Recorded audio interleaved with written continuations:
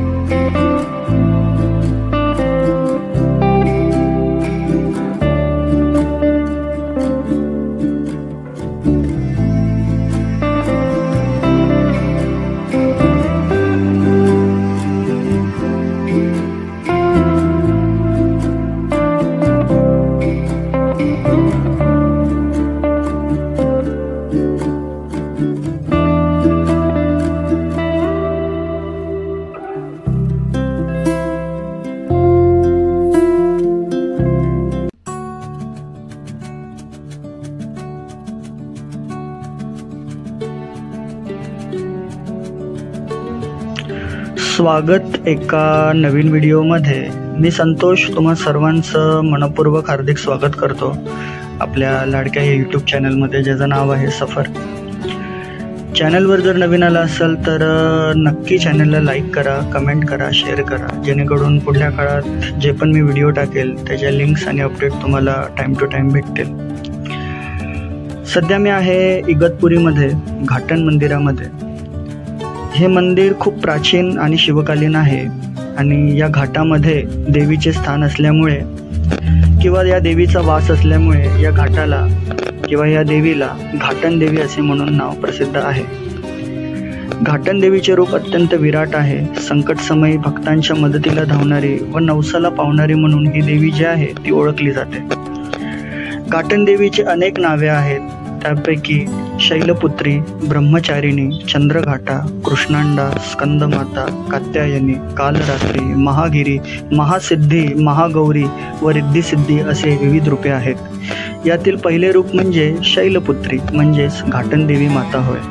प्राचीन माहितीनुसार देवी वज्रेश्वरीहून भीमाशंकराकडे येण्यास निघाली, त्यावेळेस रस्त्यात देवीने याच ठिकाणी विश्रांती घेतली होती व ते येथे स्थिर झाली। तीच ही घाटनदेवी शैलाधिराज तनया म्हणून या देवीची मोठी ओळख आहे।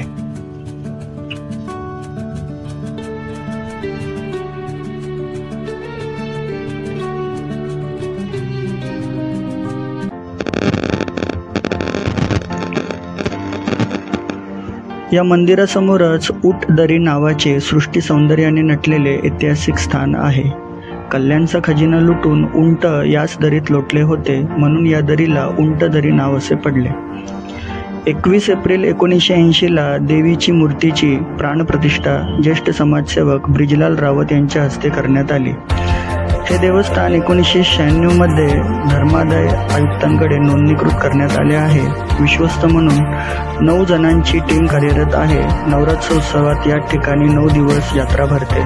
म्हणूनच राज्याच्या विविध भागातून भाविक दाखल होतात. मंदिराच्या परिसरामध्ये तुम्हाला करवंदाची झाडं दिसतील. माझा मित्र जो आहे तो करवंद तोडत आहे. तो ना तुला फेमसच करतो.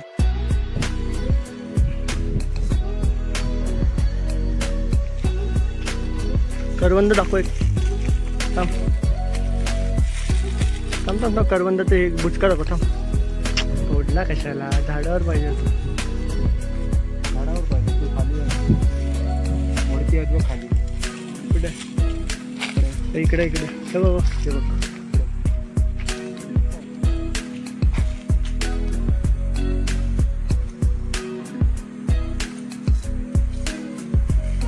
मस्त आलं रे. आता आपण मंदिराच्या परिसरात आलेलो आहोत. तुम्ही बघू शकता एका साईडला मुंबई नाशिक हायवे आहे आणि दुसऱ्या साईडला अतिशय नयनरम्य असं वातावरण आहे.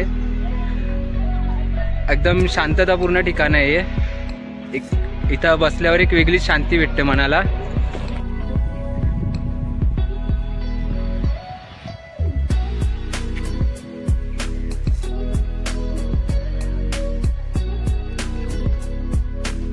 देवीचे रक्षक वाटत ना.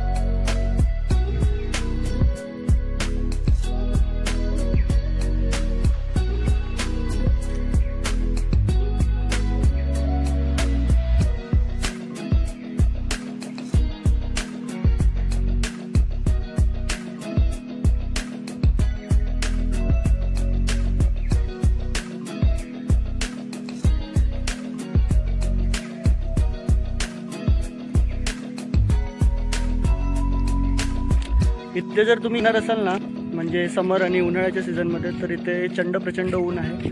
तर पाणी घेऊन या आणि बॉडी हायड्रेटेड राहिली पाहिजे याची पूर्णपणे काळजी घ्या.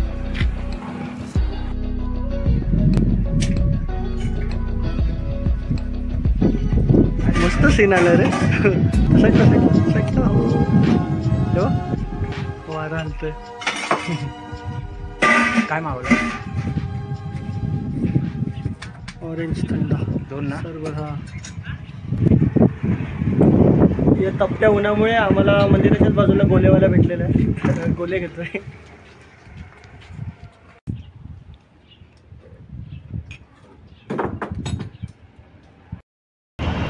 आय होप व्हिडिओ तुम्हाला आवडला असेल तर लाईक करा, कमेंट करा, शेअर करा. भेटू अशाच एका नवीन व्हिडिओमध्ये पुन्हा एकदा. तोपर्यंत बाय. काळजी घ्या.